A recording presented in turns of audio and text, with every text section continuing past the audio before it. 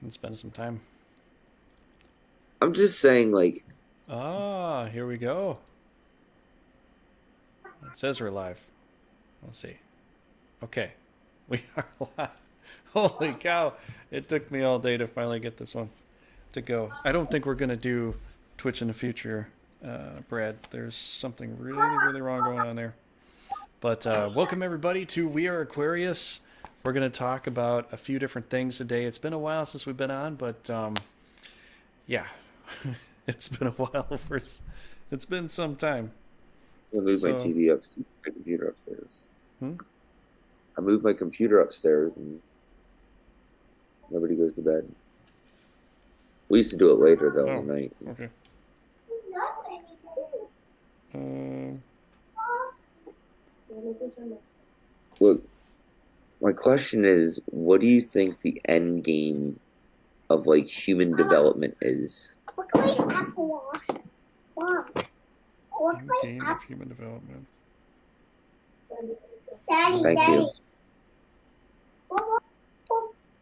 Thank you, hon.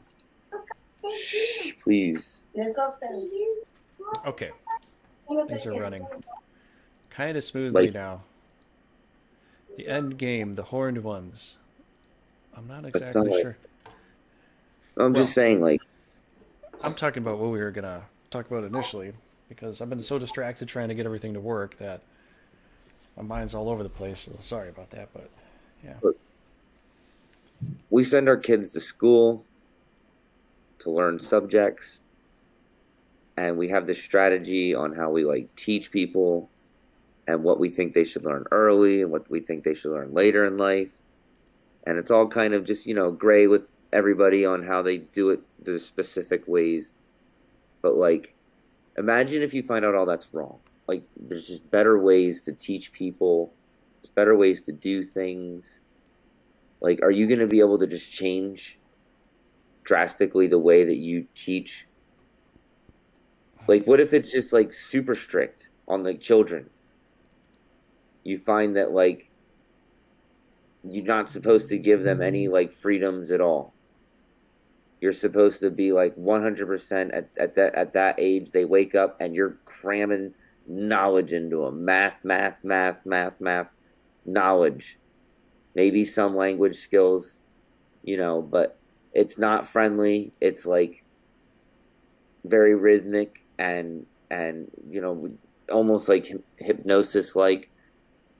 But in the long run, that if you do this up until the age of like 9 or 10, they they kind of move on. We grow up healthier. We're all living to be 120 now. People are not fighting with each other. There's not this like sense of like cultural divides. Everybody's just kind of like, we're all people. We're all trying to better our lives. We're all trying to better our futures lives. Like, that's the meaning of life. Is Mm-hmm. I mean, I want a better life. That's all I really want. And what's a better life? But I would think like better tasting foods that are healthier, and Mm-hmm. I mean, I don't need a bigger house per se, but maybe a bed that's more posturepedic correct, and gonna help you live and grow stronger and healthier. Hey man, it's only $1,000 for one of those. You know what I It's mean? not that Like, much. I want to be able to go to a gym. Sure. I want to be able to go to a gym with a perfect routine. Just you know what I mean? Like why does school, in a sense, not teach perfect routines in gym? Like, you know what I mean? Like what? Well, All right. you know what? Here's the thing. If we lived in Japan, there'd be very, very different there. But you come to the point that if you do that over there, you become so what is the word? You become so calloused towards life. That's why there's so many people that just kill themselves over there because they didn't get to that final point to where they wanted to. They're like, okay, it's over. I couldn't get there. I'm dead. And they unalive themselves. Because it comes down to like honor and where you've been able to get to in life and not just like it's sad. I mean, I've been there. It's I mean, pressure builds up when you push people too hard. And it's Pressure pushed builds. very hard there. Like if you don't When you maintain go, but when your you go the status exact quo. opposite route, when you go the exact opposite route of giving everybody freedoms and giving everybody choices and letting them be their own person and letting them explore who they are and make their own mistakes, you get more like casualties Hmm. and honestly people who have regrets. Then Hmm. they grow up having all these regrets. They can't take things back, and Hmm. that makes them grow up. Their later life is very depressed. Like it seems like neither way seems to be right. You know what I mean? Or we're just doomed. You know, the fact is, we really honestly need, and I say this a lot, but it's true, we really need a healthy balance between all that. Because you go Right. You too need a healthy far. balance. It's Triforce. Triforce? Sorry. Yeah. Power, strength, and wisdom. Yeah, yeah, you do kind of need that healthy balance there. You know, Isn't that it's the phrase? That interesting. is true. It's interesting because we have that in life. You know, like I went to Japan and they do things like it's like most of the places I went to in Japan was like a very clean Chicago in a way. Maybe not exactly like that, but it just made me feel like this feels like if Chicago was clean and kind of put together, a little more efficiency, a lot cleaner things, You kind of understand the concept because it's like unique. They're all about the uniqueness and but I don't know how to you know. describe it if you haven't been there. But like that's the best I can really give a description, and that's people will probably say that's so far from the truth, but I didn't really know how to reference it to any other point. It's kind of like Germany in a way, but then again, it's I don't know. It's their language. They're very adamant about speaking their language. They're not as open to like speaking English as much, so they don't speak it all that well. If they have to, they'll bring out a translator for you so you can translate it. It's kind of like, if you come here, how we're so privileged with English, we don't really I need to don't, learn other languages as much. I don't know. So we don't really learn the other languages that much or that well because it's like we're kind of a powerhouse in a way. We don't really seem to have to care. You go to some countries like that, they don't really seem to have to care either. Even though most other countries have to conform to learning English as their second language. For us, English is our first language. We don't even have to. I mean, we can learn Spanish, we can learn the other languages. And you look at all the Asian cultures coming over here, it's like we're going to have to learn Mandarin at some point. They're going to switch from Spanish to Mandarin with the amount of Asian culture that's coming over here. And you're going to see it. We'll see it in our lifetime at some point. Almost positive. It might be like a third language or something like that, but usually they go with the most dominant language right now, it's Spanish, but it might change into Chinese.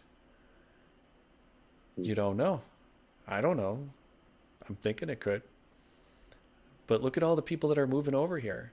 I mean, look at our culture and how it's been with how we try to, bring down the population here. We're so worried about overpopulation all the time that, having kids is like a pastime to us. These other cultures that are coming here are bringing that in here. We're not going to have, they're going to bring it in because we don't have it, you know? But I mean, if we go back to like what we were describing earlier, what you wanted to talk about earlier with the horned gods, I think that's interesting. I don't have anything about the horned gods. Why would You you even had think? so much to talk about with the horned gods, and I just literally saw that one video, and I even said all the comments were saying that like that's not even true. It's not even the correct translation. That they were trying to say that Moses came off the Mount Sinai with horns. yeah, They were saying that it was lights in the shape of horns or something. I don't know.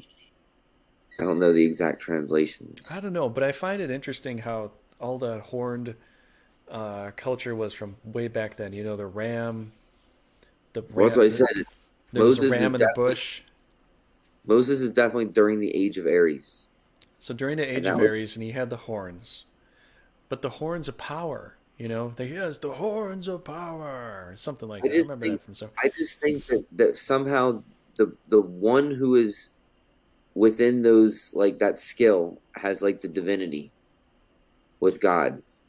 And I don't think it's honestly like he grew horns.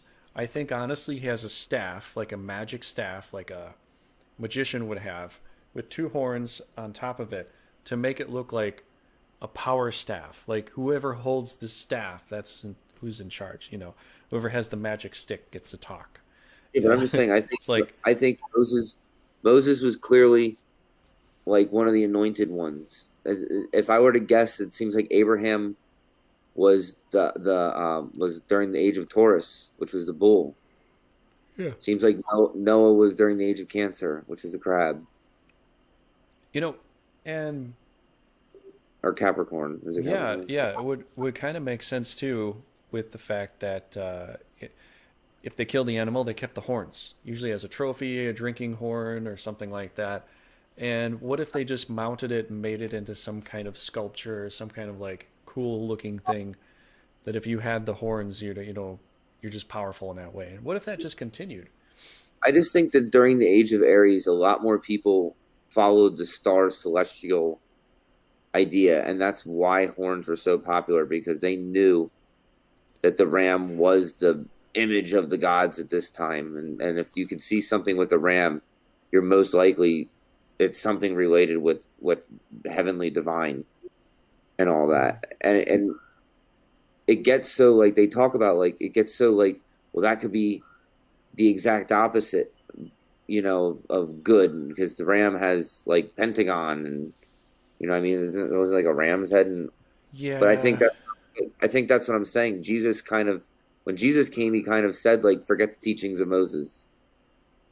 Like that's why actually, yeah, actually, yeah. like he That's was but that's trying the to say other like thing. It's gonna really kind of piss people off if you say stuff move like on. that because then they'll say no, no, no. We got to keep hold on to that. Jesus said um, another big thing that he also said. You can't put new wine in an old wineskin. You can't put old wine in a new wineskin because they'll burst. You can't put the new stuff in with the old stuff. We can't do that old stuff. What he's basically saying, the reason why we went to Christianity over what we had beforehand is because we can't continue the same old style thinking with a new way that he's going to teach us. So there is a complete disconnect with those. And he said it multiple times in multiple different ways. The parables, they all state that. We move on from that. That's the reason why you see with a lot of Christianity, we don't follow the Jewish customs. Just don't. Oh, You I know, just see it as like this is the age of Aquarius is like the air sign and yeah. it's not about changing what Jesus said like how it was more of the Old Testament, but it's more about taking what Jesus said and applying it to the world. I mean, to this Mm-hmm. evil world. Now all the armors are on us. Our knowledge is here. We've been Mm-hmm. given the gift of knowledge. We 2,000 years later. Why did Jesus die on the cross, and why? We've Mm-hmm. kind of all started to put it together. The real Christians have started to see. I get it. Like I get why I'm here and what my purpose to life is, Mm-hmm.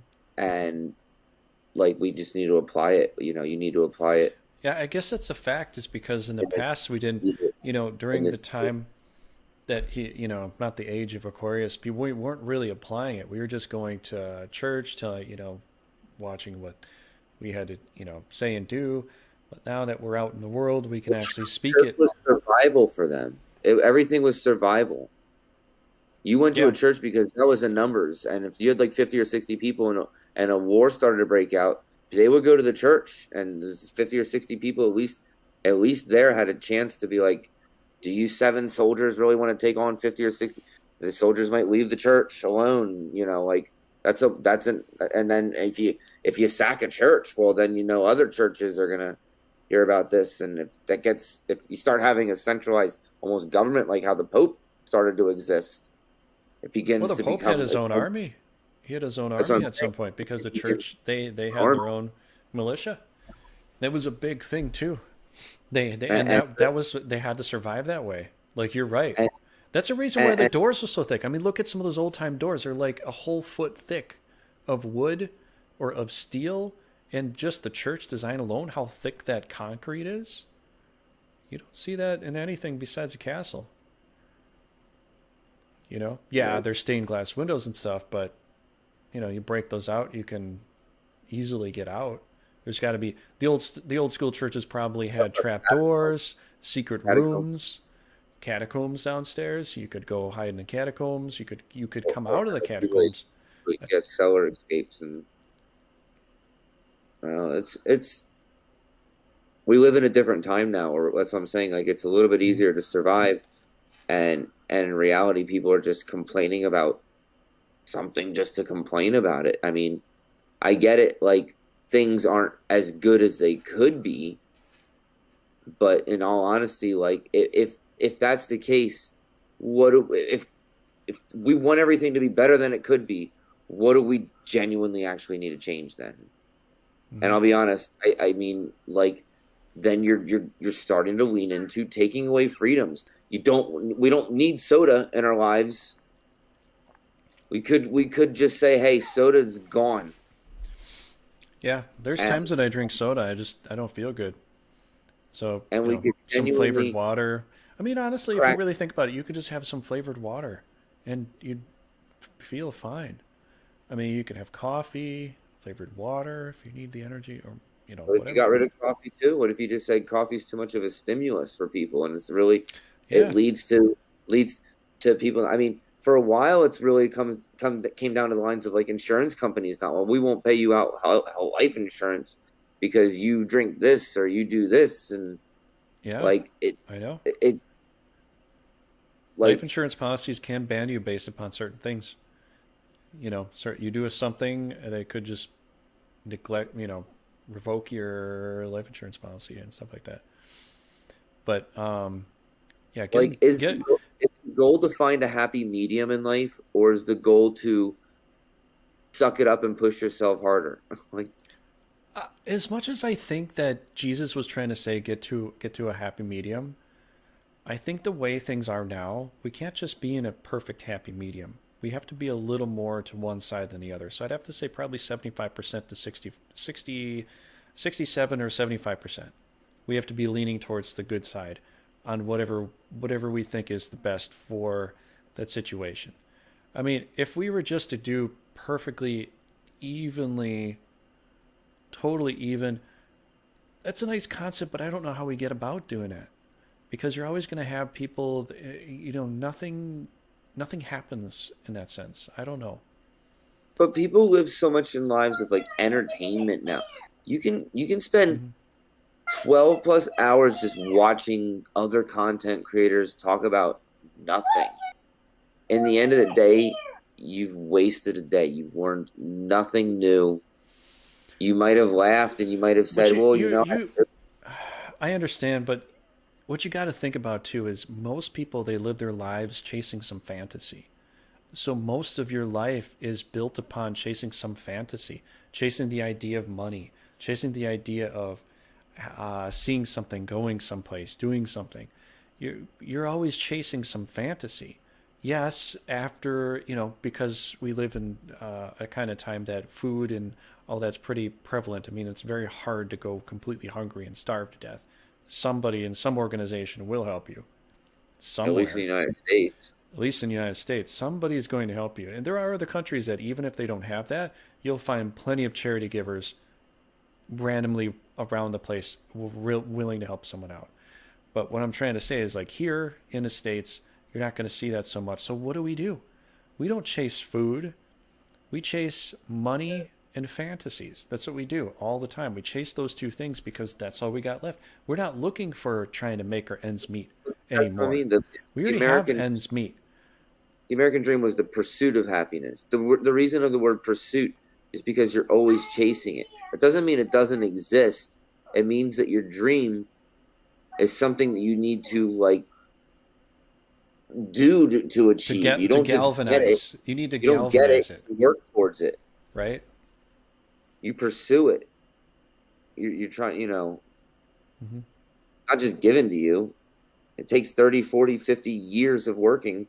So by the end, you have 20 years of your kids are grown up, they can take care of you. You have enough money saved up, your house is already paid off. Mm-hmm. You know, you can survive. Yeah. Like you might have invested in a way where you can make money still, and you realize that when you pass on, that you're giving your kids something to start their beginnings of their future with. You Mm-hmm. really can't ask for more in life. Like, I don't know. I just don't understand. Like, it seems like Yeah. people like to complicate life. And It you know seems like what? we like this structure of. You know what? As much as I like the idea of, let's say you were, let's say you became extremely wealthy, rich. If you gave all that to your kids immediately, they have nothing to work for in their lives. They have nothing to do. What are they going to do? Are they going to use that to be productive, or are they just going to use that to just do nothing? It's like, It's like,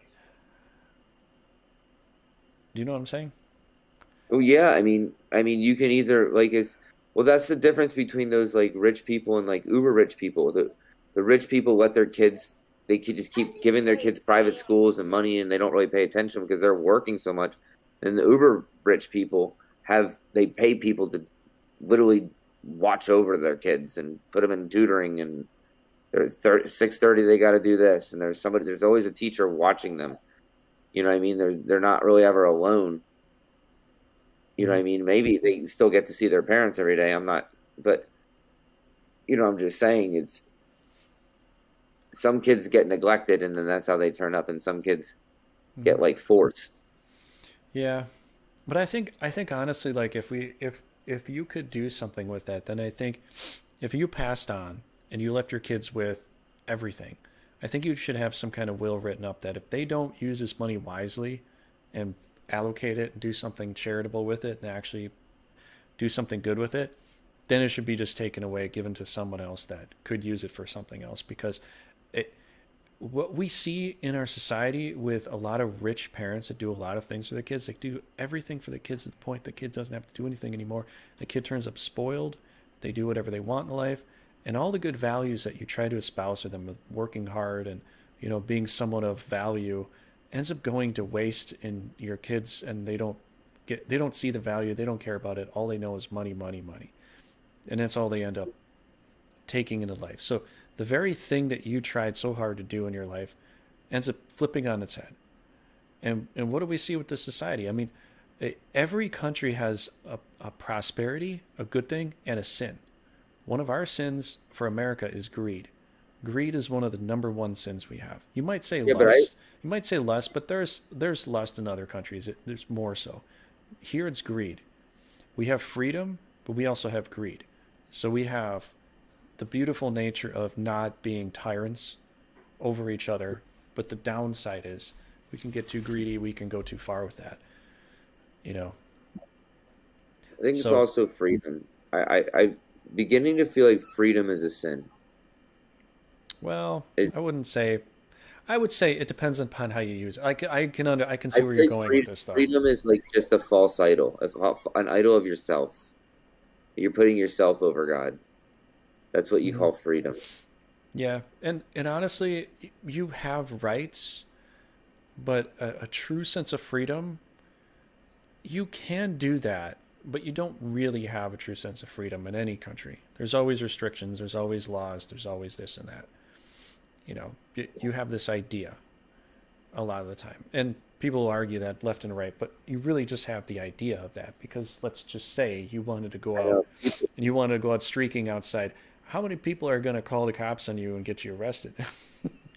It's that you can't just do what you want however you want. There are repercussions for Your things. rights can't infringe on someone else's rights, Yeah. and that's where it gets so like. That's why the privacy and the camera thing. My right to record on on public property versus your right of privacy on public property is so argued that people get so annoyed. I can't just walk down the sidewalk, and it's like, but every like you want to be critical because somebody's got a camera in your face. But how many times have you read an article about a celebrity and never really cared? Mm-hmm. You know what I mean? Like if you even once watched a video of somebody that's getting picture taken of them walking down the street, and you're watching that picture of them, and and you're reading the article in the paper, or nobody that was somebody's privacy that was just taken, but because it's in a public area, Mm-hmm. and you call that news. But now all of a sudden, when it's you who's the news, you're angry because it's your privacy. It's kind of like the police in a way. It's almost the same thing. If you let the police in your house, they have free reign in your house to say or do what they want. But if you don't let them in your house, you say you need a warranty, or not a warranty. You need a warranty. There's my first blooper for the year. you, need a, you need a warranty to come here. 5 years, 3 years. He said, "No, we're here to tell you about your Please let us in." Man, I had a good thing going. I had a really nice run. I was so consistent and on point and everything. And then I completely threw it. Oh man. Yeah. Well, that's my point. Like the paparazzi and the police they're kind of the same in that sense. Like if they can get away with it and you can't shut the door, you can't get away from them, they could just be in your face as much as they want, unless you're in your house or you're in your car and you're going away. Like they can't come after you unless, well, okay, that's a little different, but it's like your house rule. You're in your house, you're on your own private property. Nobody can really bother you unless you let them, unless you say, sure, come in. I mean, that's why I guess they make mortgages, right? Rather than just a loan from the bank. And you get it's a mortgage has got to be more than just a loan, because somehow you get the title that it's your property, even though you're still paying for it and you could lose it. It's still considered your property at that point, right? Well, the mortgage is actually meant to rip you off in a lot of ways, because you're forced to pay that interest no matter what. You can't get away from that ever. Unless you just pay down huge chunks and pay it quicker, you have to pay that. You can look at other kinds of loans or mortgages, and they don't work like that. Not all of them do, but you end up having to pay because it crosses across. It's with interest. But the point I'm trying to say is, it's not like the bank can come into your house and say, "Well, we own it because we gave you the money temporarily." Yeah, that's true. Yeah, that's kind of true. So you own it, but you haven't fully.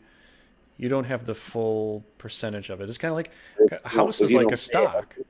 The bank can take it from you. It's the bank that'll. House is like a stock. What percentage of the house do you own? How much percentage do you own, based upon how much you paid? Sort of like that. Because I mean, look, if you ever had to put your house on collateral, how much are you going to get out of it? The amount that you put into it, not the amount that you still have to pay for it, but the amount. What is Doge? That's another thing too. Like if we're just to reel it back here, we're going to talk about the gods and all that. Is this just another god? Because you look at things, people will say, well, what is your god? What do you dedicate most of your time to? That's your god. Do people putting money into this stuff, is that like a new god? The money? I don't know.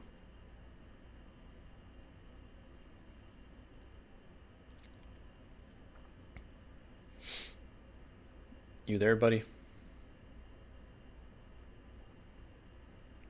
No! We lost him. Technical difficulties, guys. Technical difficulties. I think we'll have to see when he's coming back here.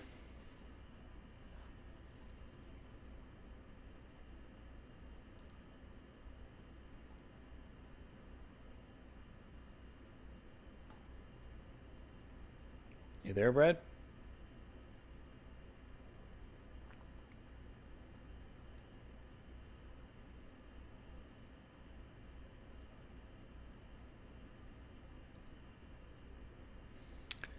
Okay, guys. I might have to call the stream here. Yeah, we'll see if he jumps back in. If he doesn't jump back in, then we'll have to call the stream. But thanks for watching so far. It's been a while since we've been doing this. And we'll see if we can do some more.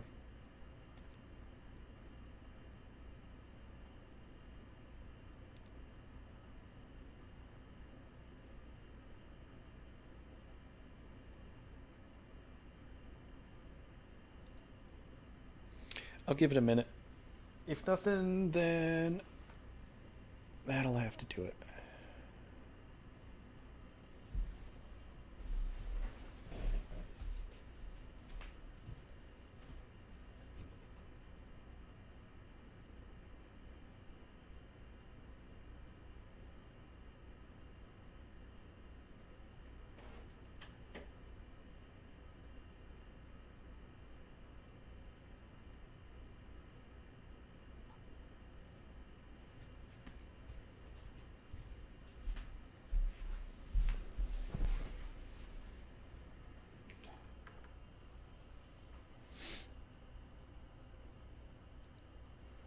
Okay, everybody, thanks for watching. Hopefully we don't have another technical glitch, but we'll have to call it here. So basically, talk about the horn gods. Did they have horns? If we look at Monty Python, the Holy Grail, Tim, the magician, had horns on his head, and other ones did too. So I don't really know. I think it's more of a either metaphor or a staff with horns or some kind of metaphorical thing with horns. I'm not sure. Hey, Brad, are you there?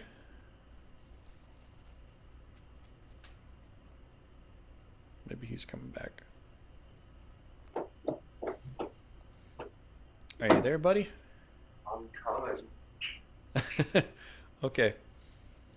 This is a strange stream. I'm not sure. My internet went out. Yeah. Kind of see that. I don't know why. And nothing. I mean, I didn't even turn it back on. It just turned on itself. I don't know. But I was about to wrap it up. I thought you were gone. So, Oh. what do you think? I don't really have anything else to talk about with horns and the gods and all that. It's a very strange topic. I don't have anything to talk about that either. Well, what if they did have horns? What if they wore horns like Like, it seems to me funny that the Republican side wants to pretend like they want freedom, but in actuality, they want to be more strict. Seems like they are. I'm not saying being authoritative, but they have this mindset of like authoritative? Authoritarian. I'm on this English correcting mode. My girlfriend's I helping me with that.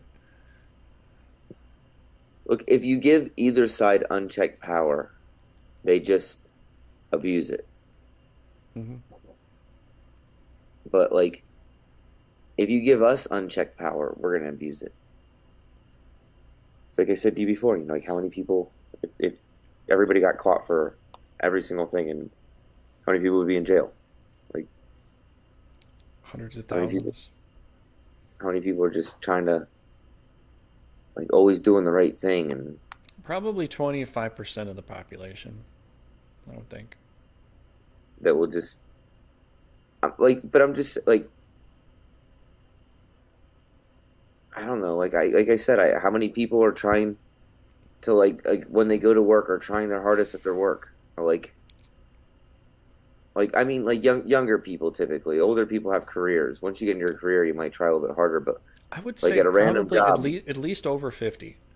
I know it might sound like less than that, but I think at least over 50, because if you didn't, you would quit the job pretty quickly, and it was really terrible.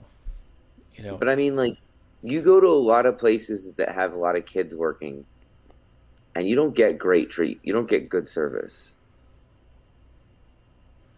Yeah. I mean, the other day I went to a McDonald's. I hate McDonald's, but we were on the drive, and like I said, "Can I get the Shamrock Shake?" and they said our milkshake machine's down. And I was like thinking to myself, like, oh wow, I guess it finally like happened to me. Like, it is, it's true. So I said, well, can you make a smoothie? And they said, yeah, we can do a smoothie. In which case I realized they could not do a smoothie. As they like, she tells me, like the person, she goes, it's really like spitting out here. And I'm thinking like, it's not like a good choice of words, like spit, like spitting, like I don't really want my smoothie like spitting into the cup. Like I want it swirling into the cup, or like Yeah. pouring into the cup at most, like Hmm. you know frozenly placed into the cup. I don't, but spitting into the cup does sound kind of gross. You're right. I don't want that. So we wait like 5 minutes. Aren't you glad she didn't say it's spooging into the cup? Yeah, there's tons. I guess there was words, really worse places that she could have used. She goes, pull up. I said, you want me to pull in one of those like waiting spots? She goes, just up. So I just pull up, and we wait like 5 minutes, and I'm in a rush. So eventually my wife goes in. And she comes out with the smoothie. So I guess they got it working in 5+ minutes or 6 minutes. Or else your wife went back there and made it work. No, I'm just thinking there was a time when if you waited longer than 90 seconds, McDonald's would give you like a free meal. And now it's like I I waited more than know. 5 minutes for something that they said they could do and they like couldn't. Dude, I would have been fine just getting another milk. Like my daughter was on the fence anyway. I just thought it might be nice to get the Shamrock Shake. And then after I already went with the Shamrock Shake, I thought, well, at least I'll get this mango pineapple smoothie. That sounds tasty for her. Hmm. But no, you don't have any of it. And you said you just give me some spit in a cup. Like, and I'm thinking to myself, Here's the spit. Here you go. like but it's like, okay, you want greatness, and like, if every person cared more about their job, how much does that girl not care about her job versus just doesn't understand that like the customer wouldn't want to hear that. Like I wouldn't want to hear that. And there's probably some people like, oh, I don't care, so it's spitting out. That's what it's fucking doing, I don't care. And like, I get it. I get where you're coming from. I'm not gonna be like grossed out and carrying it up and complain about your Hmm. terminal. But like, you've made it less appealing to me anymore. You kind of ruined my experience that I'm already having. Like I'm sorry, but if I'm going out to eat at all, I kind of am paying somewhat for an experience, somewhat. Like if or And just charge look at how many grocery store. times they try to ask for a tip now, for things like for a restaurant, and for Yeah, maybe a hotel, and for certain kinds of services like that, I can understand. But everything else, everybody's asking for tip. Even if you go through like drive through or Dunkin' Donuts, like ask for a tip. I'm right at the window. You didn't sit me down and let me eat, and you're asking me for a tip. Like, why am I going to give you a tip for coffee that exactly. you Well, just handed it's like, this out to me in like 2 seconds? Why should I tip you? I go to McDonald's how for coffee. I don't give them how a proud tip. would you feel? How proud would you feel if all of a sudden, because everybody kept giving that Dunkin' Donuts tip worker tips, and they thought they had a good job, now all of a sudden the person's like, oh, I can actually get away with giving you 283 an hour completely, even if you're doing like drive through, and now like there's no difference in positions. Everybody makes 283, and their tips are divided together, and like And you now know they're what? all basically just Yeah. barely making minimum wage on tips. And here's the And thing. proud Like, of yourself, if you were given tips, you thought you were giving something better. Instead, all you do is change the class system to force tips. exactly. That's the reason I hate it, because it doesn't make sense. You shouldn't be doing it. In Germany and Japan, they don't do that. Tips It's are one of the actually it's easiest kind of ways. below them, because when you're asking for tips, you're basically begging for money. You're Tips just are the easiest way to create fake inflation. Like the prices because of food yeah, go up, because they need to and tax you on those tips they too, tip more. right? Yeah, They have but they to. were forced to tip more as well because 20% of what used to be 60, you're given like $15 or something like that. Not I quite. know, and it used to be just Now 20%, 15%. 20% of your 80, you're gonna have to give like $20, and it's still 25% both times, but still. I know, but Like, now I feel like an asshole if I give and even then, like the like tip percentage, 18%. I used to always do you want 15%. 18's like the bare minimum, and then 25's more the, well, you gave a good tip today, like thank you. And it's like it's changed even. It used to be 10, 15, 18. Yeah, but the point of a tip is if you have the money to give extra, then do so. If you don't, then don't worry about it. It's just and on top, it's a cherry on top of the thing. It shouldn't be a mandatory thing in restaurant service. If they're only paying you a very small amount and the other is based on tips, then yes. But if it's not that, and you're already getting paid a decent salary like Dunkin' Donut, you're already getting paid a normal salary, and then you're asking for tip on top. Who's getting that tip? Is the company getting the tip? Every It, time you get, yeah, but they are, because every time you get a tip, Dunkin' Donuts calculates that and they say, but we pay you 8, yeah. But you have to remember you get tips, and that's usually like 20, 30 plus dollars a day.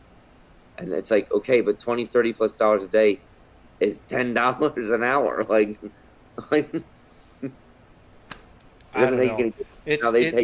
It's cheating the system in a way because you should just get tipped if you did well. I worked at a gun club before, you know, doing the polling stuff where they can put you to say poll and you can shoot the clay target and all that. I did a damn good job, and there were times that I got tipped, but I didn't get tipped every time. But it was nice to get a tip because then it just made me feel like wow, they really value me. Like they know that I'm good at what I do. So they give me a tip. Or if somebody, let's say someone cleaned your car and they did a really good job and you just add a few extra bucks to it. That's a service that you should do based upon how you feel. Not mandatory every single time. It should just be, do you want a tip? Yes, no, skip. And no one should feel the for it at all. It just, can you afford to? No, then don't do it. Can you afford to? Yeah, do it. I don't know. Can you afford to? But did they suck at their job? Yeah, No. that's the So other thing too. If they sucked at their job, don't tip. You shouldn't be tipping people for doing a bad job. There's plenty of people that throw an extra tip to someone even though they don't deserve it. And And it's then, funny, if you worked in that waitress or waiter world, server world, you always hear about how like the grumpy person's like, I don't understand how they're saying they're making $200, $300 a night, stuff like that. And then you go and look at them, and they're always so happy, and it's like they're only happy because they're making that much. They're happy because they're a friendly person, which is what's making them make more money. And nobody's giving you tips because you're like your idea of being like angry towards people don't appreciate your quickness and your demeanor of like abrupt and quick and like in your face, and people don't want that. They want that friendly, humbled experience where they some kind of little trick that makes them unique and be remembered, or a catchphrase that they say, or something that's what people want to experience when they go out and they enjoy things. And like your idea of well, I got their order all right, and I got them in and out in 25 minutes. Like they didn't want to be in and out in 25 minutes. Like, and people notice that they like if they feel rushed to leave, they're not going to leave you as big of a tip, because they're going to be like, they're making their money. Let's just go tip what we need to tip, and like they can get another table in, and they can they're making their money tonight, rotating people around. But in reality, now all of a sudden your $100 meal that they spent, and you're getting like a $12 or $13 tip, and you think that's crappy. It's $100, and I'm mhm. getting 13, but it's like, what did you do more than 13? Because in 1 hour you took that table, you got an extra 13. In another hour you're going to take another table, you get an extra 13. That's $13 an hour right there if you can keep doing that around. So you should be grateful with what you're getting. Plus, but in reality, you're looking at it like they're not tipping me well, and the other person maybe spends 5 extra minutes making people feel at home and comfortable, and at the end of the day, they get $25 from that table. I had a great time tonight. My drinks were good. You recommended that one that somehow had really good alcohol in it, and I'm drunk now, and take my money. Like I that's what I wanted. I wanted a good. If you're going out to eat, you want a good experience. Yeah. You want to be wooed. Like you want to feel good. You go to a strip club, Who's getting the money? The one that's getting in your face. Like that's the one. That's the one who's getting your money. The one's coming up to you. The one Yeah. that's staying over there is not going to get your money. The one that's coming up to you, hey baby, how you doing? Gotta go. Give me the money quick. I gotta go. You might be like, all right, here's $1. Gotta go. It's like she does it around 5 seconds. She's gonna get like $7 from all the people. She slews you, spends 5 minutes with you. You're growing $5, and then she got still another 5 minutes with 5 other people. And she got $25, in one round, and she got to go 10 more rounds that night. Yeah. That's why you don't go to a strip club at the end of the night. How many? At Why that are we on point, strip clubs now? We're supposed to be talking about horned gods. Are you thinking that has something to do with horned gods? They're affiliated with strip clubs. one of the oldest professions for women. It's crazy. And a lot of people look at the Tate brothers. They're not welcome in Florida. Why? Tate. Because they could be potential people who are abusing women and stuff like that, or taking it. That's what they wanted to do. Like I'm saying, these like OnlyFans exist. Like, that's what we want. We want to raise like our family to be like, yeah, it's good to be open-minded and free. Yeah, if you want to sell your body online, like by all means, just make sure you're getting your money's worth. I mean, you're not going to be worth $1 million, but you can barter. Make sure you. Yeah, like, but it's pretty much just visual prostitution, because they're getting paid for sex, or the idea of it. And, no matter what it is, that's what it is at the end of the day. For sure. Yeah, you know what I think the horn gods are about? I think it's about the old ways. The way it was before with the bull and with Aries. That idea of that era. He led leading Yeah, meant that Taurus. you had to be that. You had to have the horns. Take life by the horns. It's not just a saying, it's an old saying. Yeah, Or Taurus and Aries were both kind of that same. It's like 4,000 years of this idea of fight each other and lead. I think what it means is lead the way. drive. So if you have the horns, it means you're the leader. And you see a lot of old school type of drawings or things like the Vikings. They had the horns. Who has the horns is the leader. They're the ones in charge, the powerful ones. And it's just strange. And then now in Christianity, we look upon the devil, the one with the horns, as the one that's wrong. It's like we're looking at the old ways that were wrong. So maybe the devil is just the idea of those powerful people from the past that wore the horns that were wrong. They did everything wrong, according to what we can do. It's like, what if that actually made me think about that. What if that's really the case about the devil? It's not so much the idea of the devil, because you look at devil, the opposite word is lived. The opposite of devil, or evil. No, devil, actually. But, Both. well, yeah, both. But you look at the opposite of it. One's life and one is not. It's the opposite of that. But then you look at the caricature of the devil. Like, where did that really actually come from? Was there really a devil? Was it really like a real devil kind of thing? And if they portrayed it like a man in red with horns, like a man, maybe he was bloody with the beast, and then he put the horns on his head. And you see all these old drawings, these old descriptions of things, and a lot of them would wear some kind of horn on their head. If Moses was doing something like that, what does that say now? Especially what Jesus had to say, especially Jesus saying we can't live that life. That's not the way we need to live. We need to live a new way. Because living on this way of this path to power and being the most powerful, dominant thing out there, it's not how we're meant to be. We're not meant to act like animals and live like animals. Because back in that time, they lived like animals. Whoever was the strongest, that was the leader. That's how it is in the animal kingdom. That's how it always is. Strongest survive, the weakest die. If I you're think not it's still strong, like that. Still like that for many people, you know. yeah, but it's like The Jesus one who was trying to controls the say, one with nukes and the one who controls the submarines and the tanks and but you look at what Jesus had to say with the missiles. treat others the way you'd want to treat yourself. Be merciful to those that are, you know, the ones that are underneath you. Be kind, be gentle. All the Beatitudes. Complete reversal of the whole system as it is or as it was long ago. Those leaders with horns. If Moses was one that had horns too, he was like treated like But one of the. his horns were appointed by God. That's the point.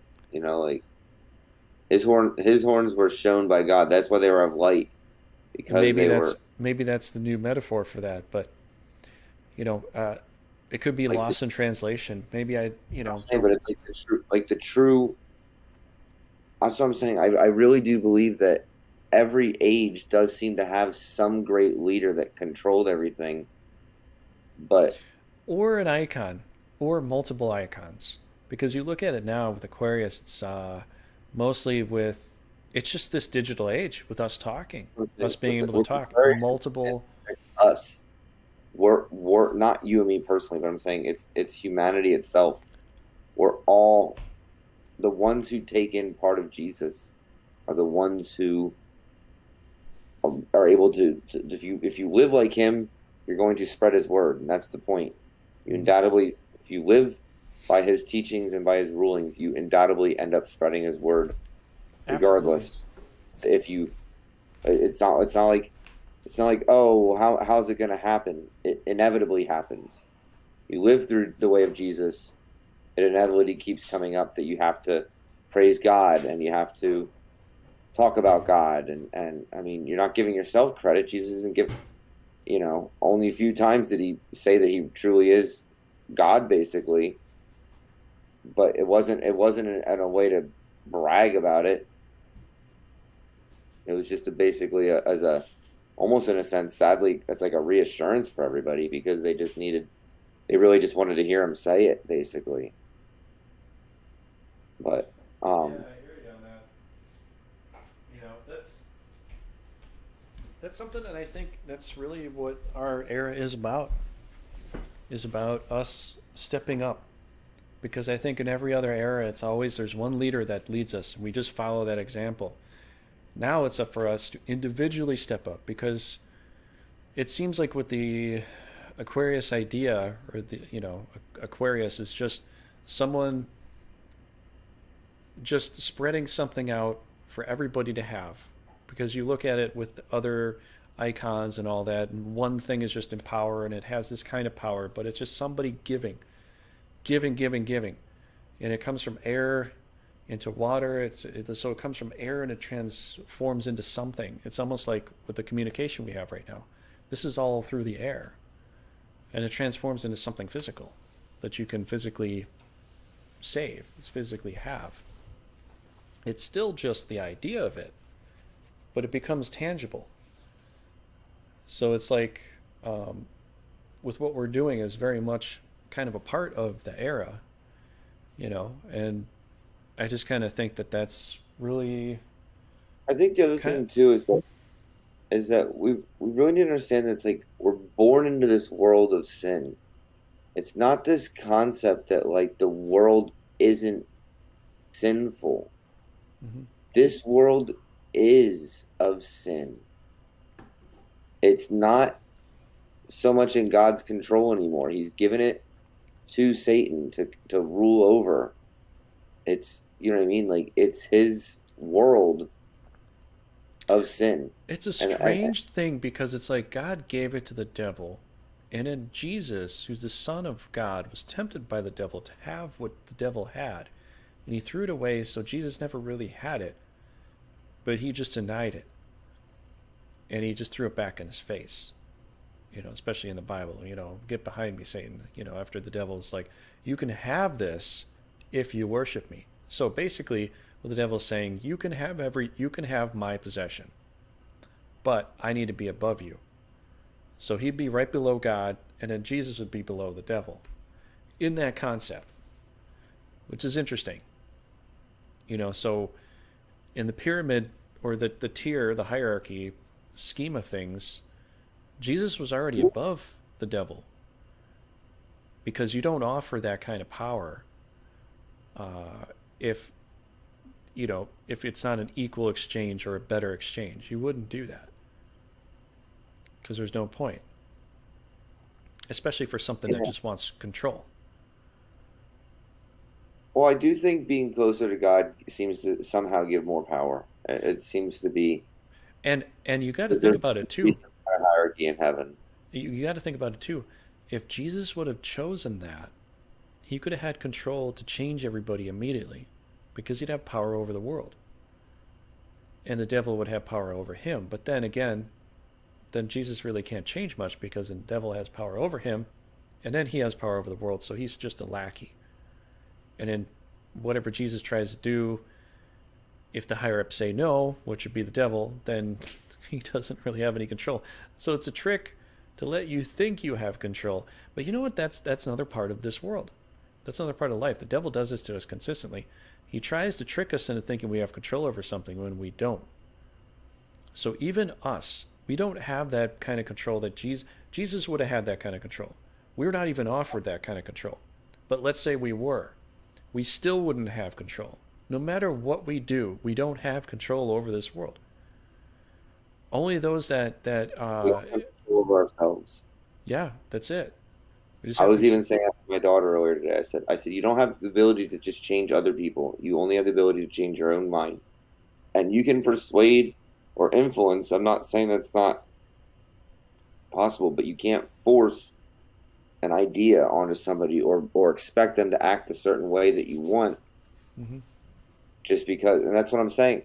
Look, that's what I said before. The whole reason we're here is because we already thought we could exist without God in the first place. And instead of God just destroying us because we physically can't exist without God, he created a temporary place to at least let us come back to him. Hmm. I mean, that's what this place is. It's a way for us to come back to him. In a sense, Hmm. it's a prison. But Well, like, it depends. It depends on your mind frame. It depends upon what you end up going through in your life. There's a lot of times we have some very difficult hardships, and there's times that I even thought about that too. But yeah, everything you see as beautiful here is nothing compared to God's world. see, I've always thought about the world as not much of a prison, but more of a game. It's a game you play. You can choose your character. You can choose which way route you go on. You can choose how the ending goes.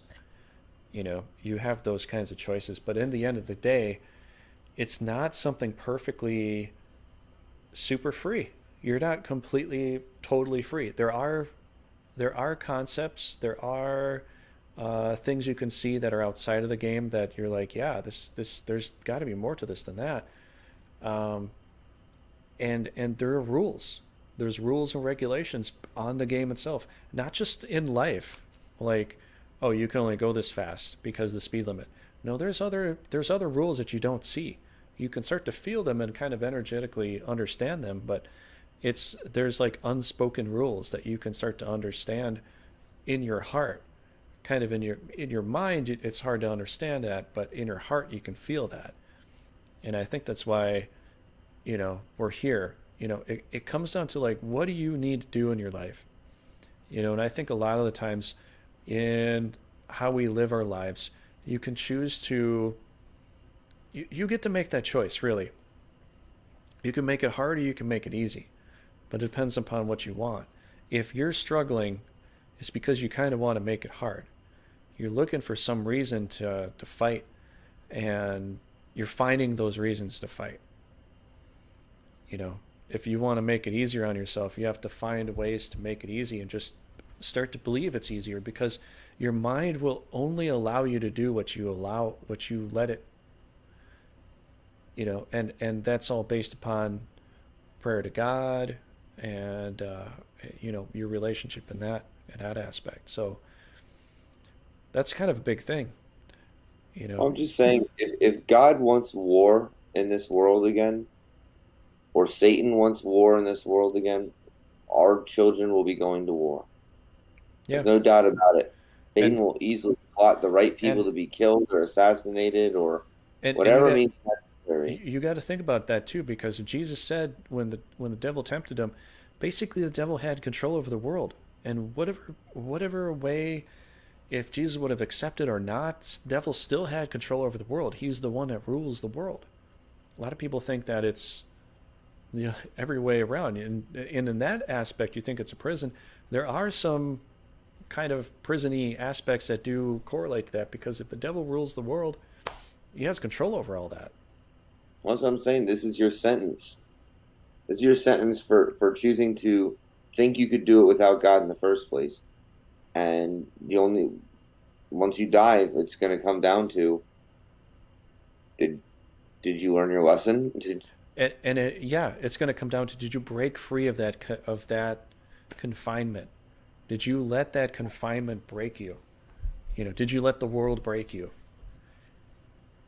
In whatever aspect that is. And that's what the devil's going to find. He's going to find that little chink in your armor and try to keep pushing that button as much as he can until you find a way to resist it.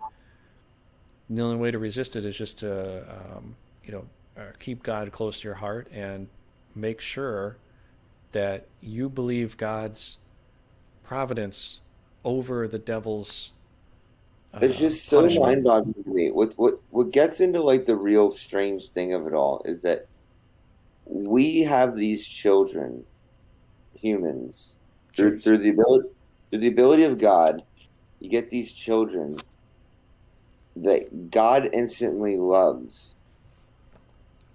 Like like no matter how polluted our minds seem to be in this sin, like imagine if we lived in an alternate world where like murder is just we live in another feudal Japan type time where the way of killing, you learn, you teach your kid up at a young age how to survive and how to Mm-hmm. kill, because like if it's a kill or be killed world out there and everybody's just kind of like savages, and like that's just the way, and beyond that, like we don't have like good hygienic, like we're just teaching our kids dumber and dumber ways of life, because we're not really Mm-hmm. that like, where am I going with this? I don't know, but Yeah, you lost me on that one. Well, I think what you're trying to say is we're God favors certain children, but if we don't give them the tools for them to not just be hygienic, but for them to be smart, they could fall away very easily, because what Jesus said was, it'd be, what did he say? For the person to lead a child away from God is to be like, have a millstone throw around us. It'd be better for them to have a millstone throw around their neck and be thrown into the ocean than for that to happen. Like it's well, it's I guess better it's better for that person to lead children away from God to be completely and utterly destroyed than for the child to be uh, taken away and destroyed like that. And actually, in that sense, Jesus is actually against um, pedophilia, right there. That's one of his main statements right there. He's against that because that actually correlates to that. So people are trying to push that the particular reality is thing. Yeah, it's not Jesus just was a very child, against it. it's we're all children of God because we're Oh all yeah, short. but yeah, That's you're what right. I'm You're saying. right. The innocence of the mind. We keep Right. trying to If break you're the. if you're corrupting the innocence of the mind, you're you're sinning, basically. Yeah.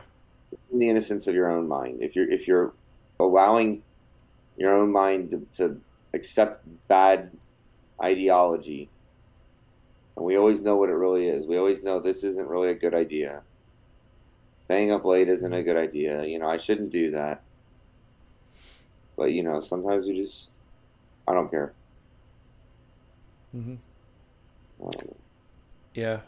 No, I know what you Just mean. And actually, you know what? It's not so much it's not a prison. As much as the devil has control, he also doesn't have a lot of control. People think he has, he tries to run the world, but he doesn't always succeed. Because if he did, why would we be talking like this right now? We wouldn't even be able to. We'd be in such a prison kind of place that nothing we said could ever get out, nothing we said could ever reach anybody, and nothing we did ever would even matter. well, let me ask you this.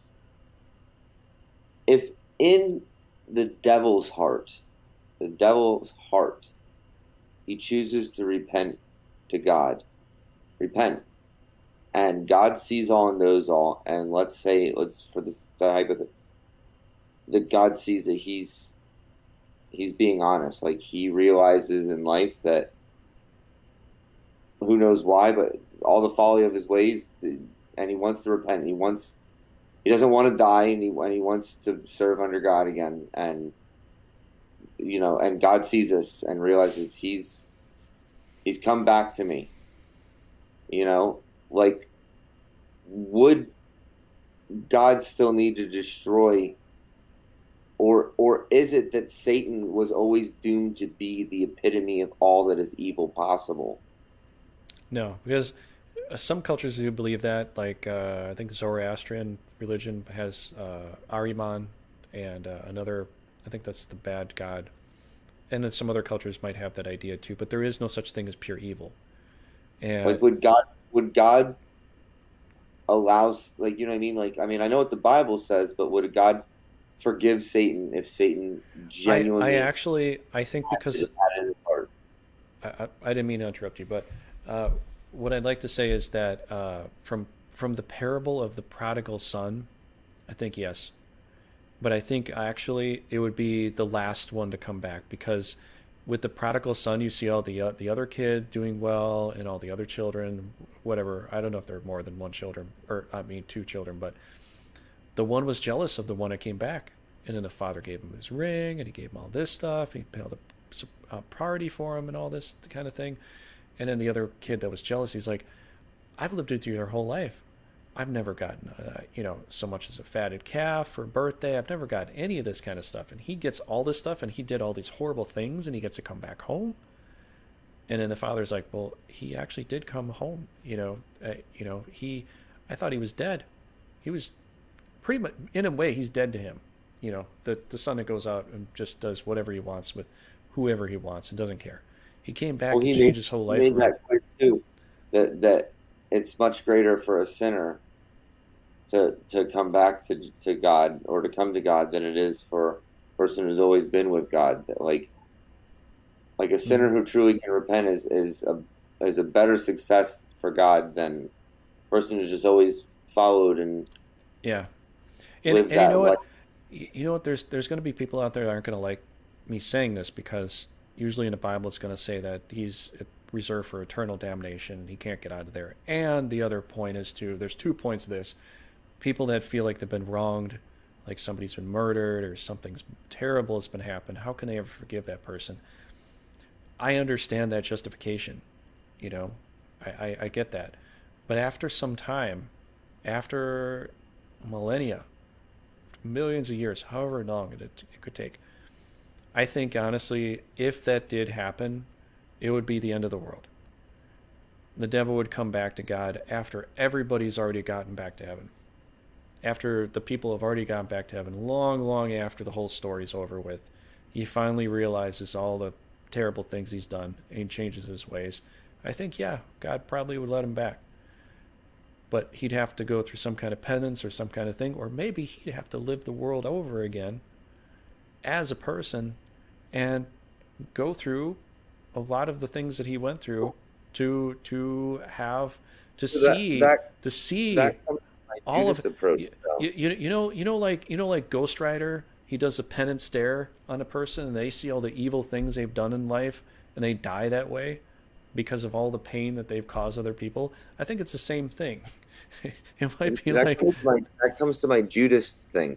That if Judas never betrayed Jesus, Jesus wouldn't have been murdered. So, and my general view is that Judas knew what he had to do, or like Judas loved Jesus the most because he sacrificed his own life in order for Jesus' destiny to take place. He sacrificed his own sanity basically to betray Jesus, just because he didn't betray him, he fulfilled. And I think that's kind of sometimes I feel like that's even the devil's. He knows that God can destroy him. He knows that he can't even exist without God. He knows that even he's a prisoner on this earth because God allows him to live.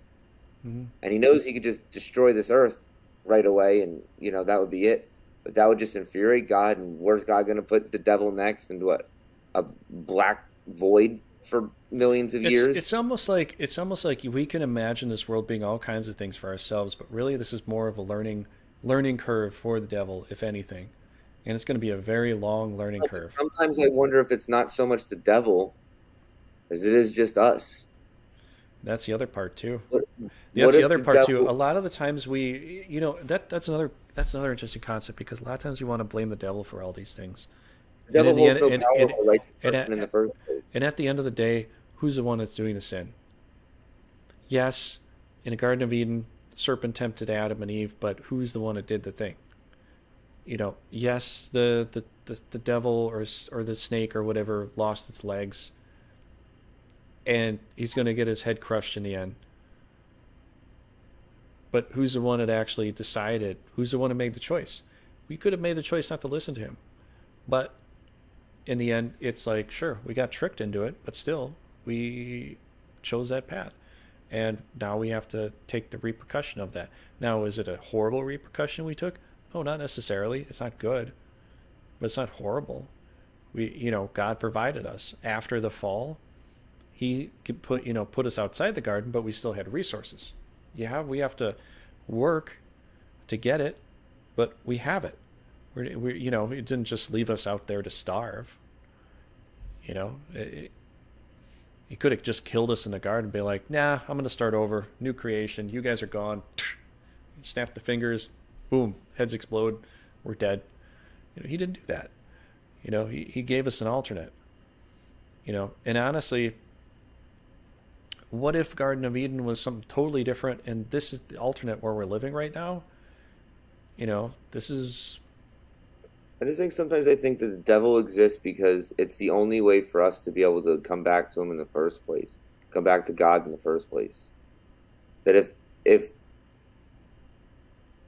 we were just to come, if we were to be of sin and just to come back to God, it's like I said, we would be slaves. We would be working for what we didn't want.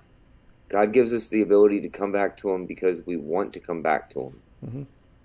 Because we realize that, and that's what I'm saying. Like, sometimes I just really feel like the devil already knows this. He knows. And you know what? You got to think about. You got to think like this too. His life is already.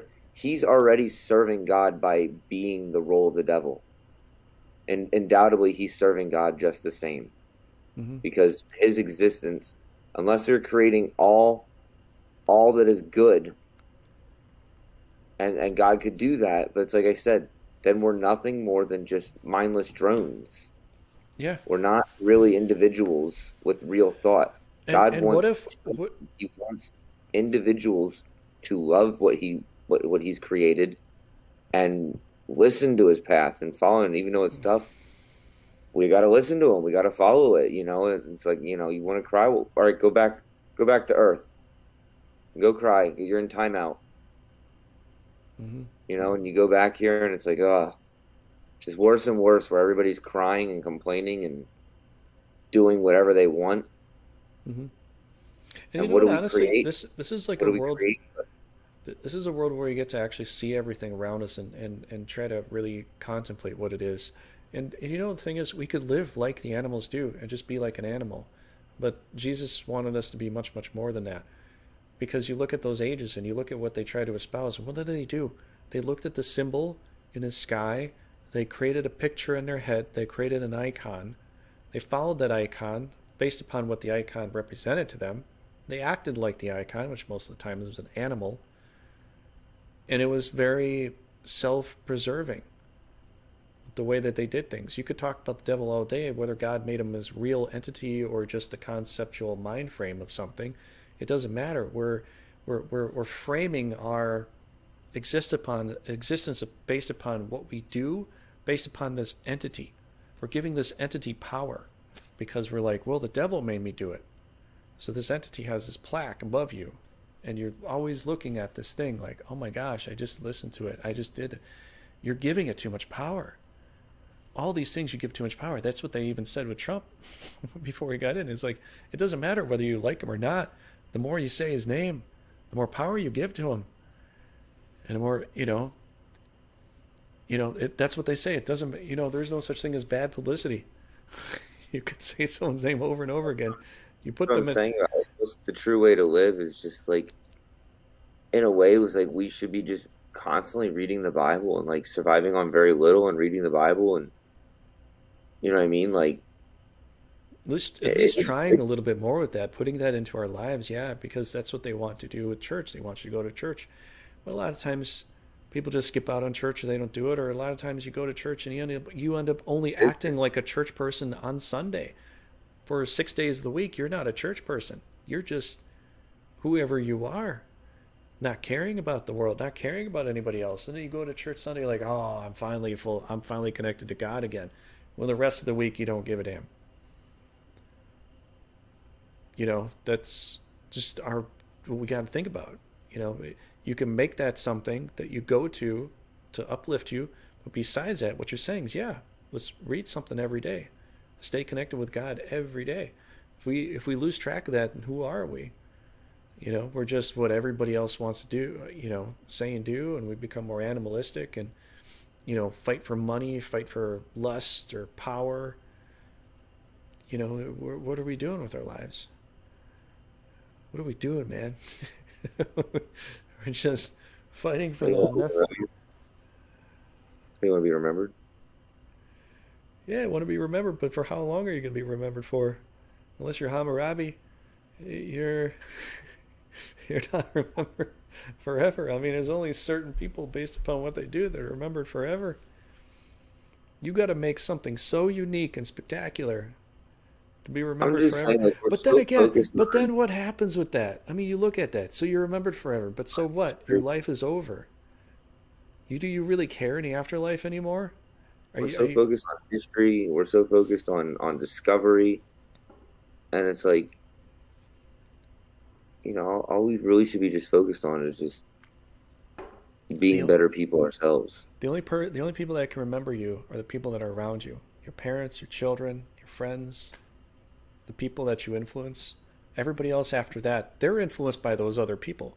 But it depends Really, upon how watching you this. influence those people.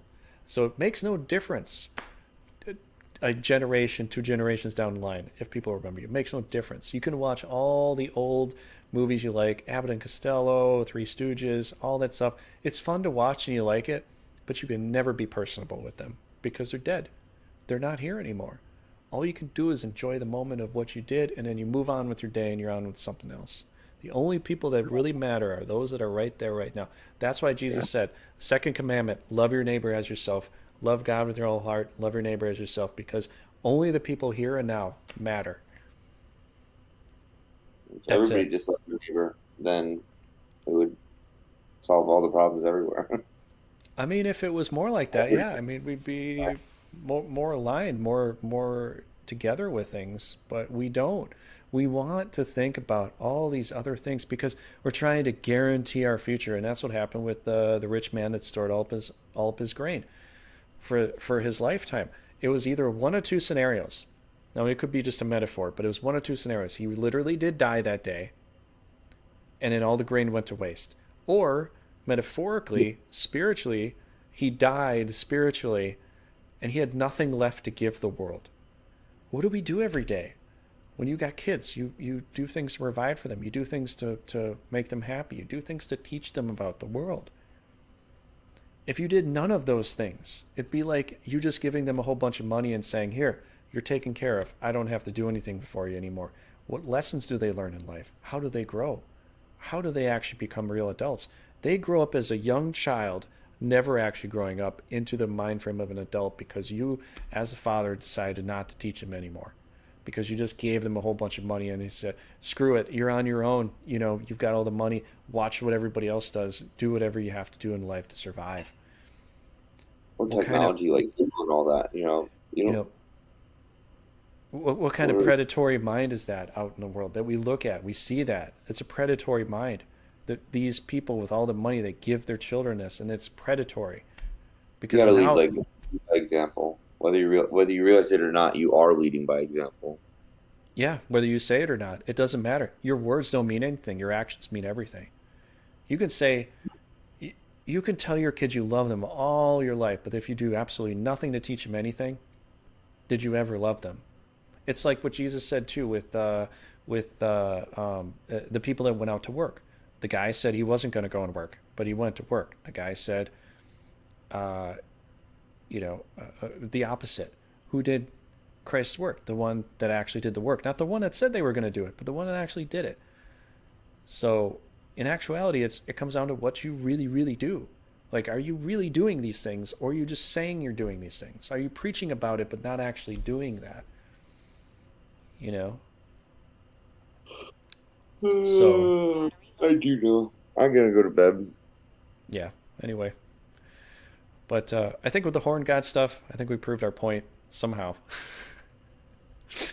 We proved that the leadership changes over time, and I don't really know if it's that important to really validate whether he had horns or not. I'm not sure if that's really a necessary thing. Just I and think what? if you're following Moses more than Jesus, you are following a false prophet anyway. Yeah, I think in this I think current Moses age. was talking to the direct God, and I'm not saying all that, but I'm saying at this point, Moses is not like he doesn't compare to Jesus. He doesn't compare to the Son of God directly. Moses Hmm. might have been anointed and been able to directly talk with God, which is quite rare, but he Hmm. wasn't just put here from birth knowing that he was going to be directly the Son of God. I mean, Jesus was special. He was unique. He knew his entire life that he was Hmm. special. It wasn't. It wasn't just like it said. Abraham heard the vision and showed that he loved God, but Jesus was just always born that way. There's a difference. There's a song. I think Asking Alexandria has part of that saying "born that way." Well, I think it was. I don't remember. Anyway, but I know what you're saying. Um, and yeah, Jesus just knew, and that's what it comes down to inside.